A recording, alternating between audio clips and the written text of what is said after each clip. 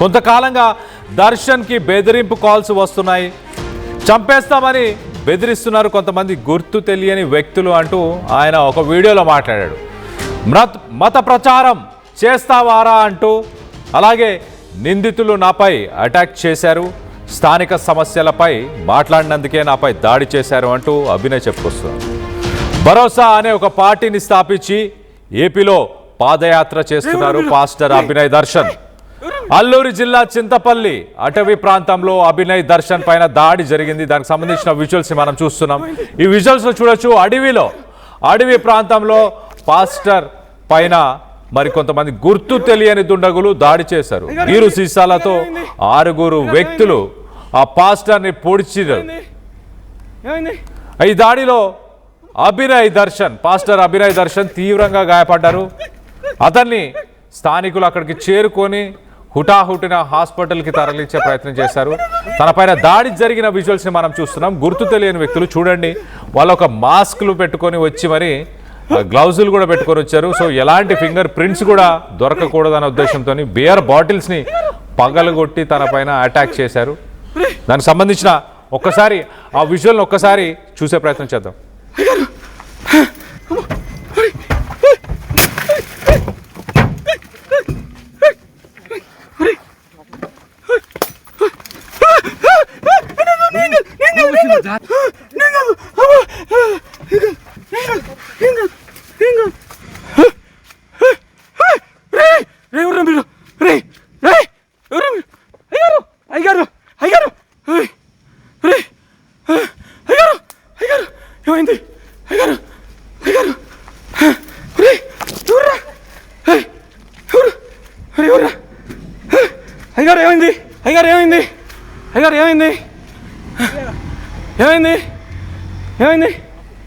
Right, ఒక వ్యక్తి మొత్తం రికార్డ్ చేస్తూ కారులో తనని కూడా పట్టుకునే ప్రయత్నం చేస్తే నన్ను వదిలేయండి, నాకు సంబంధం లేదు అంటూ మాట్లాడాడు.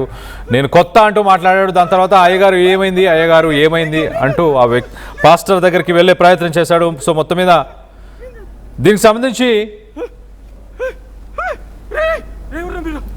సంబంధించి ఒక్కసారి తనని ఈ ఘటన తర్వాత హుటాహుటిన హాస్పిటల్కి తీసుకెళ్లే ప్రయత్నం చేశారు. దానికి సంబంధించిన విజువల్ని కూడా ఒక్కసారి చూసే ప్రయత్నం చేద్దాం. మనం చూడొచ్చు, ఈ దాడిలో పాస్టర్ కాలికి అలాగే తన చేతికి మొత్తంగా గాయాలయ్యే, రక్తం కూడా ఏర్లై పారింది. సో అలాంటి సిచ్యువేషన్ అక్కడి నుంచి స్థానికులందరూ అక్కడ చేరుకున్నారు. పాస్టర్ని ఒక కారులో హాస్పిటల్కి తీసుకెళ్లే ప్రయత్నం చేశారు. సో మనం చూడొచ్చు, కావాలనే యూట్యూబ్ గైడ్ లైన్స్ కోసం ఆ విజువల్స్ ని బ్లర్ చేశాము. బట్ వాస్తవానికి తను తీవ్రంగా గాయపడ్డాడు. పాస్టర్ ప్రవీణ్ గాయపడ్డ విజువల్స్ ని రైట్ సైడ్ బాక్స్ లో మనం చూస్తున్నాం.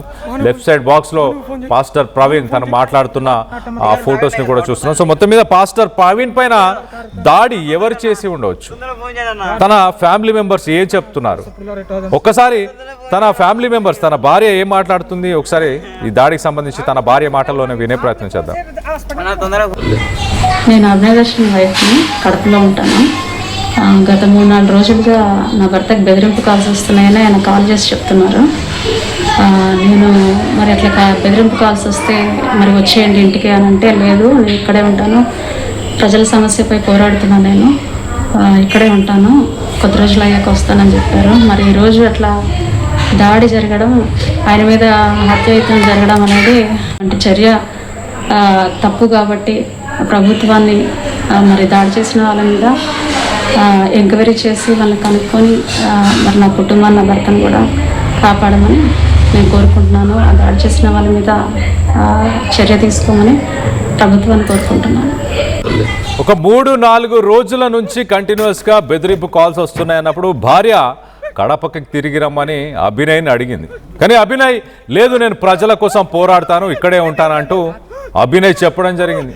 సో తన భర్తని కాపాడాలి, తమకు కూడా ప్రాణహాని ఉంది, ఎలాగైనా మాకు ప్రొటెక్షన్ ఇవ్వాలి అంటూ ప్రభుత్వాన్ని కోరుతుంది భార్య. మరి దీనికి సంబంధించి మరింత డీటెయిల్గా మాట్లాడుకునే ప్రయత్నం చేద్దాం. ఇటు మా ప్రతినిధి రామచంద్రరావు అందుబాటులో ఉన్నారు. రామచంద్రరావుతో మాట్లాడి తెలుసుకునే ప్రయత్నం చేద్దాం. రామచంద్రరావు, చెప్పండి, అసలు చాలా అనుమానాలు వ్యక్తపరుస్తున్నారు. కావాలనే కొంతమంది తన పైన అటాక్ చేశారు అంటూ అభినయ్ చెప్తున్నాడు. కానీ అభినయే కావాలని అటాక్ చేయించుకున్నాడు అంటూ కూడా కొన్ని వాదనలు వస్తున్నాయి. ఎలా చూడాలి, అసలు ఏం జరిగింది, వాస్తవాలు ఏంటి? మీరు ఎంతో మైక్ పెట్టండి. కళ్యాణ్, నిన్న సాయంత్రం ఈ ఘటన చోటు చేసుకుంది. ఉమ్మడి విశాఖ జిల్లా అంటే అల్లూరి సీతారామరాజు జిల్లాగా పేర్కొనే ఆ ప్రాంతంలో గూడెం కొత్త వీధి మండలం జెర్రిల అలాగే మొండిగడ్డ ఆ ప్రాంతంలో ఈ దాడి జరిగింది. అయితే ఈ భరోసా పార్టీ పేరిట ఈ అభినయ్ దర్శన్ ఈ ఏడాది జనవరి 27 నుంచి అల్లూరి జిల్లాలో పర్యటిస్తున్నారు. అరకు దగ్గర ఉన్న చిలకలగడ్డ ప్రాంతం నుంచి ఆయన పర్యటన కొనసాగిస్తున్నారు. అయితే నిన్న దాడి జరిగిన ప్రాంతంలో మాత్రం గత 10 రోజులుగా బస్ చేసి ఆ మొండిగడ్డ జరిగిన ఆ ప్రాంతంలో పర్యటిస్తూ అక్కడ ప్రజల సమస్యలను తెలుసుకునే ప్రయత్నం చేస్తున్నారు. ముఖ్యంగా అక్కడ తాగునీటి సమస్య అట్లాగే ఇతర అంశాలు అంటే ప్రధానంగా చూసుకుంటే ఆ ఏజెన్సీ ప్రాంతంలో కొన్ని క్వారీలకు సంబంధించిన అంశాలు కూడా ఉన్నాయి. వాటిపై కూడా అతను మాట్లాడడం అలాగే ఆ అంశాలని వీడియోలో పోస్ట్ చేయడం కూడా జరుగుతుంది. అయితే నిన్న సాయంత్రం 4 గంటల సమయంలో అతను జెర్రిల సమీపంలో నీలిగడ్డ అనే ప్రాంతంలో ఆయన పర్యటిస్తున్నాడు. అయితే ఆయనతో పాటు మరికొందరు కూడా ఉన్నారు. ఆ సమయంలో ఒకసారిగా ఉపాధి హామీ పనులకు వెళ్తున్న మహిళలు కొందరు ఇతని అనుచరులకి కొందరు దాడి చేస్తున్నారు ఆ వ్యక్తిపై అనేసరికి చూసేటప్పటికి అక్కడ అతనిపై కొందరు దాడి చేయడం పారిపోవడం అన్నది జరిగింది. అయితే ఇక్కడ ఒక అంశాన్ని మనం గమనించాలి.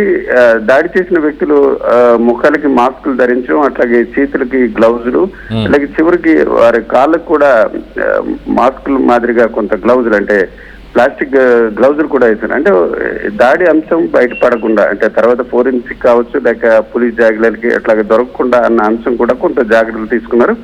అయితే ఇప్పుడు ఆ స్థానికులతో మనం మాట్లాడడం జరిగింది. ఈ దాడి వెనుక స్థానికుల పాత్ర ఏమాత్రం లేదు. స్థానికులు సహజంగా ఈ దాడి జరిగిన వెంటనే గుర్తించి అతన్ని కాపాడి ఆసుపత్రికి తరలించే ప్రయత్నం చేశారు. అతను పాదయాత్ర గత 10 రోజులుగా ఏదైతే ఈ మొండిగడ్డ జెర్రిల ప్రాంతంలో చేస్తున్నారో ప్రజలందరూ కూడా పూర్తిగా సహకరించకపోవడం అన్నది కాకుండా ఆయన పర్యటన యథావిధిగా సజావుగా కొనసాగే రకంగా కూడా అక్కడ ఉన్న పరిస్థితులు ఉన్నాయి. అయితే ఈ దాడి వెనుక ఖచ్చితంగా స్థానికేతరులుగానే అంటే ఎవరైతే ఈ దాడి చేశారో వారెవరు కూడా స్థానికులు కాదు, ఆ గిరిజన ప్రాంత వాసులు కాదనే అభిప్రాయం వ్యక్తమవుతుంది. ఎందుకంటే దాడి చేసే సమయంలో కొన్ని మాటలు వారు విన్నారు. ఆ మాటలు ఖచ్చితంగా తమ ప్రాంతానికి వ్యక్తులు కాదు అన్న అంశంపై కూడా ఉంది. అయితే ఇక్కడ 2 అంశాలు కొందరు మతానికి సంబంధించిన అంశంగా చెప్పుకున్నప్పటికి కూడా ఎక్కువగా అక్కడ ఏదైతే క్వారీలు కావచ్చు ఇతర అంశాలపై ఎక్కువగా ఆయన ప్రస్తావించడమే కాకుండా దీనికి ప్రభుత్వ పెద్దలు అలాగే ఇతర వర్గాల పాత్ర ఉన్నట్టు కూడా ఆయన పలు సందర్భాల్లో విమర్శలు చేయడం జరిగింది. అయితే ఈ దాడి వెనుక ఎవరైతే క్వారీలు నిర్వహిస్తున్నారో అట్లాంటి వ్యక్తుల పాత్ర ఉందా అన్న కోణంలో కూడా ప్రస్తుతం పోలీసులు దర్యాప్తు చేస్తున్నారు. స్థానికులు మాత్రం ఇతర ప్రాంతాల నుంచి వచ్చి ఒక పకడ్బందీగా దాడి జరిగింది అన్న ఆరోపణలతో పాటు వాళ్ళ అభిప్రాయాన్ని వ్యక్తం చేస్తున్నారు. ప్రస్తుతానికి ఇతన్ని కింగ్ జార్జ్ ఆసుపత్రికి తీసుకురావడం జరిగింది. ప్రస్తుతం ఓపీలో ఉన్నారు.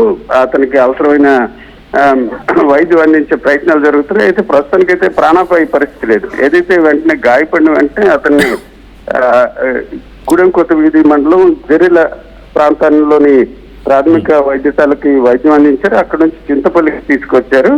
అయితే చింతపల్లి నుంచి ఈ రోజు తెల్లవారుజామున అంటే ఉదయం 4 గంటల సమయంలో విశాఖలోని కింగ్ జార్జ్ ఆసుపత్రికి తీసుకురావడం జరిగింది. ఇక్కడ ఆంధ్ర మెడికల్ ప్రొఫెసర్లు కూడా ఆయనకి వైద్యం అందించే ప్రయత్నం చేస్తున్నారు. అయితే ప్రస్తుతానికి ప్రాణాపాయ పరిస్థితి లేదనే వైద్యులు చెప్పడం జరిగింది. అయితే కళ్యాణ్ అసలు విశాఖ ఏజెన్సీలో అంటే ఉమ్మడి విశాఖ జిల్లా ప్రస్తుతానికి అల్లూరు జిల్లా అని పిలవడం జరుగుతుంది. ఈ ప్రాంతంలో ఎప్పుడు కూడా ఎవరైనా పాదయాత్ర చేసినా పర్యాటకులు వెళ్ళినప్పుడు కూడా స్థానికులు సాధారణంగా ఆహ్వానిస్తుంటారు, సహకరిస్తుంటారు.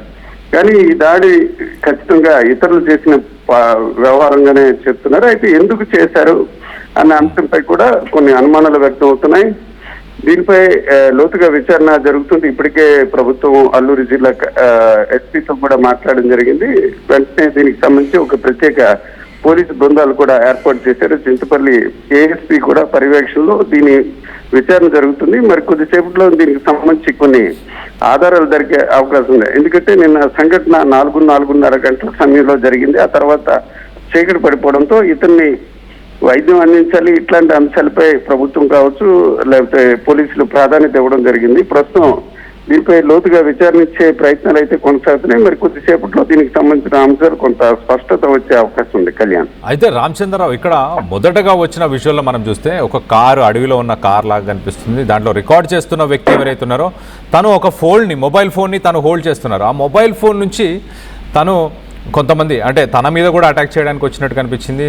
వాళ్ళని లేదు నేను కొత్త అండి అని చెప్పి ఏదో చెప్పే ప్రయత్నం చేశాడు. తర్వాత పారిపోయినట్టు ప్రయత్నం చేశాడు. మళ్ళీ వెనకకు వచ్చాడు. అయ్యగారు అంటూ పాస్టర్ వైపు వెళ్ళడం. సో ఇదంతా అసలు వచ్చిన ఆరుగురు ఒకవేళ పాస్టర్ మీద అభినయ్ దర్శన్ మీద అటాక్ చేద్దాం అనుకుంటే కనుక అభినయ్తో పాటు పక్కనున్న వ్యక్తులపైన కూడా ఎంతో కొంత వాళ్ళని అటాక్ చేయడం, వాళ్ళని కట్టడి చేయడం, వాళ్ళని కట్టిపారేయడం ఇలాంటిది ఏదైనా చేసే అవకాశం ఉంటుంది కదా. లేదు, వాళ్ళు ఆ ప్రాంతానికి సంబంధించిన వాళ్ళు కాదని చెప్తున్నారు. అలాంటప్పుడు అభినయ్ దర్శన్ ఫొటోస్ కానీ ఆయన డీటెయిల్స్ అన్నీ ఖచ్చితంగా ఈయననే పర్టికులర్గా ఈ పర్సనే అని చెప్పి అతన్ని మాత్రమే ఎందుకు టార్గెట్ చేయడం జరిగింది. ఆ వీడియో కొంచెం నమ్మశక్యంగా లేదంటూ కూడా వాదన వస్తుంది. దానిపైన ఏంటి మీరేమంటారు? నాది ప్రత్యేకమైన అభిప్రాయం లేదు. ప్రజల అభిప్రాయమే ఆర్టీవీ అభిప్రాయం. ప్రజలు మాటలు బట్టి అంటే సహజంగా ఒక దాడి జరిగినప్పుడు దాడి నుంచి పారిపోవడం కానీ తప్పించుకునే ప్రయత్నాలు జరుగుతాయి. లేనట్లయితే ప్రతి దాడి జరుగుతుంది. కానీ ఇక్కడ చూసుకుంటే వీడియో తీసే ప్రయత్నం జరుగుతుంది. అయితే ఈ వీడియో తీస్తున్న వ్యక్తులు ఎందుకు వీడియో ఒక దాడి జరిగినప్పుడు స్నేహితుని అవ్వచ్చు లేకపోతే బాస్ కి దాడి జరిగినప్పుడు ప్రొటెక్ట్ చేసే ప్రయత్నాలు చేయాలి. కానీ అక్కడ వీడియో తీసే ప్రయత్నం జరిగింది. అయితే అక్కడ మాటల్లో మీరు వినొచ్చు, గతంలో కూడా ఈ రకంగా దాడి చేసే సందర్భంలో కారులో వెళ్తున్నప్పుడు ఎవరైతే అనుమానితులు కొందరు తనను వెంబడిస్తున్నారని గతంలో కూడా అనుమానాలు వ్యక్తం చేశారు. అనుమానం వ్యక్తం చేసినప్పుడు దానికి సంబంధించి వీడియో తీయమని అతను సూచించడం జరిగింది. ఆ క్రమంలోనే ఇప్పుడు వీడియో తీసామని చెప్తున్నారు. అయితే సహజంగా ఎక్కడైనా ఒక దాడి జరిగినప్పుడు వీడియో కానీ షూట్ చేసినట్లే వీడియో చేసిన వ్యక్తులపై కూడా సహజంగా దాడి చేసే అవకాశం ఉంది. ఎందుకంటే దుండగులు తమ నేరాన్ని బయట ప్రపంచానికి కానీ లేక తర్వాత దర్యాప్తులో పోలీసులకి గుర్తుపట్టకుండా ఉండడానికి దాడి ఎంత ముఖ్యమో దాడి చేసే క్రమంలో ఇతరులు వీడియో కానీ ఇతర మొబైల్ రికార్డ్ చేస్తే ఖచ్చితంగా ప్రతి దాడి జరుగుతుంది. కానీ ఇక్కడ అంటే అభినయ్ ఒక్కడే టార్గెట్ గా ఈ దాడి జరిగినట్టు కూడా ఉన్నాయి. అంటే సహజంగా రెండు అంశాలు ఇక్కడ ఉద్దేశపూర్వకంగా ఎవరైతే దాడికి పాల్పడ్డారో వారు ఖచ్చితంగా ఒక సుపారీ గ్యాంగ్ అని మనం చెప్పుకోవచ్చు. అంటే సుపారీ గ్యాంగ్ అంటే లక్షలు ఇచ్చి చేశారా లేదా అన్నది పక్కన పెడితే ఒక పథకం ప్రకారం ఒక కాంట్రాక్ట్ మాదిరిగానే ఈ దాడి జరిగింది. ఎందుకంటే ఆ దాడి దృశ్యాలు బట్టి అంటే అభినయ్ దర్శన్ ఒక టార్గెట్ గానే ఈ దాడి జరిగింది. ఆ దాడి క్రమంలోనే వీరు చాలా ఇప్పుడుగా నేను చెప్పినట్టు చట్టానికి దొరకకుండా చాలా జాగ్రత్తలు తీసుకున్నారు. గ్లౌజులు వేసుకోవడం, సహజంగా చేతులకు గ్లౌజులు వేసుకుంటారు కానీ కాళ్ళకు కూడా అక్కడ ఏదైతే పాలిథిన్ కి సంబంధించిన గ్లౌజులు కూడా వేసుకున్నారు. ఇవన్నీ కూడా ఒక పద్ధతిగా జరిగింది. అయితే ఈ దాడి అంశంపై భిన్న అభిప్రాయాలు వ్యక్తం అవుతున్నాయి. ఒక దాడి సహజంగా జరిగే దాడి కాకుండా భిన్నంగా దాడి జరిగింది. దీనిపై మనం ఎలాంటి అభిప్రాయం వ్యక్తం చేసినప్పుడు కూడా పోలీసులు దీనికి సంబంధించిన సాక్ష్యాలు సేకరించే ప్రయత్నం చేస్తున్నారు. అయితే స్థానికులతో మన జర్నలిస్టులు అక్కడ మాట్లాడడం జరిగింది. వారెవరికి కూడా ఈ దాడి వ్యవహారంపై సంబంధం లేదు. అట్లాగే వారికి దాడి చేసిన వ్యక్తులతో పరిచయాలు కూడా అంటే అక్కడ ఎవరైతే ఈ దాడి చేశారో ఆ వ్యక్తులు గతంలో ఆ ప్రాంతానికి వచ్చిన ఆనవాళ్ళు కూడా లేవని అక్కడ స్థానికులు మాటలు బట్టి చెప్తుంది. స్థానికంగా ఈ అభినయ్ దర్శన్ గత 10 రోజులుగా ఈ జెరిలా, మొండిగడ్డ, నీళ్లమెట్ట ఆ ప్రాంతంలో ఆయన పర్యటిస్తున్నారు. అక్కడ రకరకాల సమస్యలు, రోడ్లు, మంచినీరు ఇట్లాంటి అంశాలపై కూడా ఆయన మాట్లాడడం జరిగింది. అయితే ఈ దాడి విషయంపై అంటే మీకు ఉన్న చాలా డౌట్లు ఏదైతే నెట్టింట వైరల్ అవుతుంది, ఒక దాడి జరిగినప్పుడు దాడిని ఎదుర్కోవాలి లేక దాడి నుంచి తప్పించుకునే ప్రయత్నం చేయాలి. కానీ ఇక్కడ వీడియో తీయడం, అప్లోడ్ చేయడం ఇట్లాంటి అంశాలపై కొన్ని అనుమానాలు వ్యక్తం అవుతున్నాయి. అయితే సహజంగా చట్టానికి పట్టించే క్రమంలో కూడా వీడియో తీసే ప్రయత్నం జరుగుతుంది. అలాగే తీశారన్న కోణంలో కూడా ప్రస్తుతం ఎవరైతే అభినయ్ దర్శన్తో ఉన్నారో ఆ అనుచరులు కూడా పోలీసులు విచారిస్తున్నారు.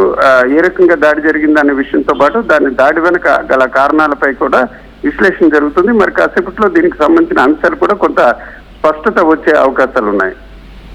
Right Ramachandra Rao, thanks for the latest update. మొత్తం మీద పాస్టర్ అభినయ్ దర్శన్ ఇష్యూలో వచ్చిన రిలీజ్ అయిన వీడియోస్పై పలు అనుమానాలు అయితే వ్యక్తపరుస్తున్నారు. కానీ ప్రస్తుతానికి అతని పరిస్థితి, ఆరోగ్య పరిస్థితి స్టేబుల్గానే ఉన్నట్టు తెలుస్తుంది. దీనికి సంబంధించి పోలీసులు అన్ని రకాల ఎవిడెన్సెస్ని సేకరిస్తున్నారు. నిజాలు బయటకు వచ్చే అవకాశం ఉంది. పాస్టర్ అభినయ్కి గతంలో కూడా నాకు ఫోన్ చేసి చాలామంది చంపేస్తామంటూ బెదిరిస్తున్నారు అంటూ పాస్టర్ అభినయ్ మాట్లాడిన మాటలు కూడా ఉన్నాయి. ఒక్కసారి పాస్టర్ అభినయ్ ఏం మాట్లాడుతున్నారో ఆయన మాటల్లోనే వినే ప్రయత్నం చేద్దాం. పాడేరు నియోజకవర్గాన్ని, ఆ గ్రామ ప్రజలని వదిలేసి వెళ్ళిపో అని కంటిన్యూస్ గా బెదిరింపు కాల్స్ వస్తున్నాయి. ఎవరు చేయిస్తున్నారంటే వాళ్ళ ఎమ్మెల్యే తాలూకు అంటారు. నీకేం పని, మా నియోజకవర్గంలో నీకేం పని అంటారు. నువ్వెవడు రా, కడప నుంచి వచ్చి మా ప్రజల సమస్యలు తెలుసుకోవటం నువ్వెవడు అని. తప్పు నేను చేస్తున్నానా? అరే ప్రజలకు మంచి చేయాలనుకోవడమే తప్ప. సార్ ఇక్కడ ఎన్నో ప్రభుత్వాలు, పార్టీలు, అధికారులు, నాయకులు మారినప్పుడు మరి ప్రజల బ్రతుకులు ఎందుకు మారటం లేదు అంటే నేను ప్రశ్నిస్తాను తప్ప. ఇక్కడ సమస్యల్ని ఏ గ్రామం చూసినా అభివృద్ధి లేదు. రోడ్లు లేవు, డ్రైనేజీలు లేవు, బాత్రూములు లేవు, స్కూళ్ళు లేవు, అంగన్వాడీలు లేవు. భయంకరమైనటువంటి అసలు మనుషులు బ్రతుకుతున్నారంటే ఇక్కడ గుండె రగిలిపోతుంది వీళ్ళ కష్టాలు చూస్తే. మరి వీళ్ళ కోసం ఒక సామాన్యుడు నేను నిలబడి మాట్లాడడం, పోరాడడం తప్ప. అరే మంచి చేస్తాంటే అంటే ఎలాగా? ఒక నంబర్ నుంచే కాల్స్ వస్తున్నాయి, వాట్సాప్ కాల్స్ వస్తున్నాయి, సుపారీ ఇచ్చామని చెప్పి. సార్ నేను మాత్రం ఇక్కడి నుంచి వెళ్ళను. నా తల్లిదండ్రుల నుంచి, నా భార్య బిడ్డల నుంచి, నా ఫ్యామిలీ మెంబర్స్ నుంచి కంటిన్యూస్ కాల్, భయపడిపోతున్నారు. ఏం జరుగుతుందో కొండ ప్రాంతాల్లో ఉన్నాడు అని చెప్పి నా ఫ్రెండ్స్ ఫోన్ చేస్తున్నారు, రిలేటివ్స్ ఫోన్ చేస్తున్నారు, వచ్చేయమంటున్నారు. పాదయాత్ర దేవద్దు కాబట్టి వేరే ఊర్లో స్టార్ట్ చేసుకో, అక్కడ నుంచి వచ్చేసి అక్కడ ఏమైనా జరిగితే నేను పట్టించుకునేది ఎవరు అని చెప్పి భయపడుతుంటే ఏం చెప్పాలి నేను మాత్రం ఇక్కడి నుంచి వెళ్ళను. పాడేరు నియోజకవర్గంలో ఇక్కడున్న గ్రామస్తులకు నేను మాట ఇచ్చాను, సమస్యలను పరిష్కరిస్తానని. నంబర్ చెప్తాను, ఈ నంబర్ నుంచే కాల్స్ వస్తున్నాయి కంటిన్యూస్ గా.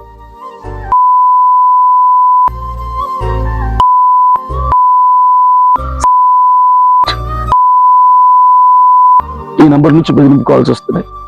సుపారీ ఇచ్చారంట, దీని వెనకాల ఏ పార్టీ ఉందో, ఏ కుట్రలు పన్నుతున్నారో. సార్ నన్ను మంచి చేయడమే నేను చేసే నేరం అయితే మీకు నచ్చింది మీరు చేసుకోవచ్చు. నేను ఒక్క క్రైస్తవుల కోసమే కాదు, అన్యాయానికి గురవుతున్న ప్రతి పౌరుడి కోసం, గొంతు విప్పలేని ప్రతి పౌరుడి కోసం నేను పోరాడుతున్నా. ఈరోజు పాడేరు నియోజకవర్గంలో మీరు ఎంక్వైరీ చేసుకోండి. హైందవులు ఉన్న గ్రామాలకు వెళ్తున్నా, వాళ్ళ దగ్గర కూడా నేను సమస్యలు తెలుసుకుంటున్నా. నాకు క్రైస్తవుడు, హైందవుడు అని లేదు సార్, అందరు నా వాళ్ళని. నేను అందరి మనిషిగా, అందరి వాడిగా, సామాన్యుడిగా, ప్రతి పేదవాడి కోసం నిలబడి ఇంత కష్టపడుతుంటే నన్ను ఏమైనా న్యాయం ఉందా? నేను చేస్తుంది తప్పు అయితే నాకు చెప్పండి. నేను మంచిగా చేస్తున్నాను కదా. మీకు అంత రోషం ఉంటే మీరే సమస్యలు పరిష్కరించండి సార్, నేను వెళ్ళిపోతాను ఇక్కడ నుంచి. అసలు ఇక్కడ సమస్యలు లేకపోతే నేను ఇక్కడ ఇన్ని రోజులు ఉండే అవసరం నాకు లేదు కదా. క్రైస్తవ సమాజం ప్రార్థన చేయండి, ప్రార్థన చేయండి, ప్రార్థన చేయండి.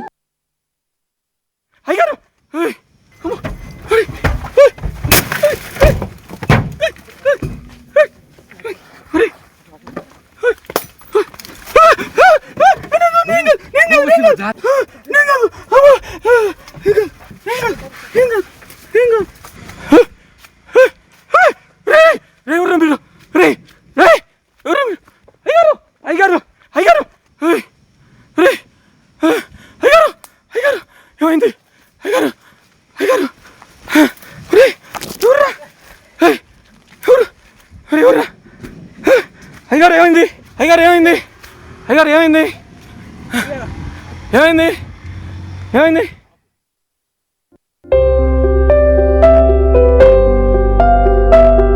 చిన్న చిన్న ఆనందాలు 35 ఏళ్లుగా నా జీవితంలో లేవు. 35 ఏళ్లుగా నేను డైపర్లలో బ్రతికాను. 6 సెంటీమీటర్ల ఫిస్టులా నా మూత్రాశయంలో లీకు కారణమైంది. ఎవరూ నాకు సహాయం చేయలేకపోయారు. ఏఐఎన్యూలో వైద్యులను కలిసే వరకు.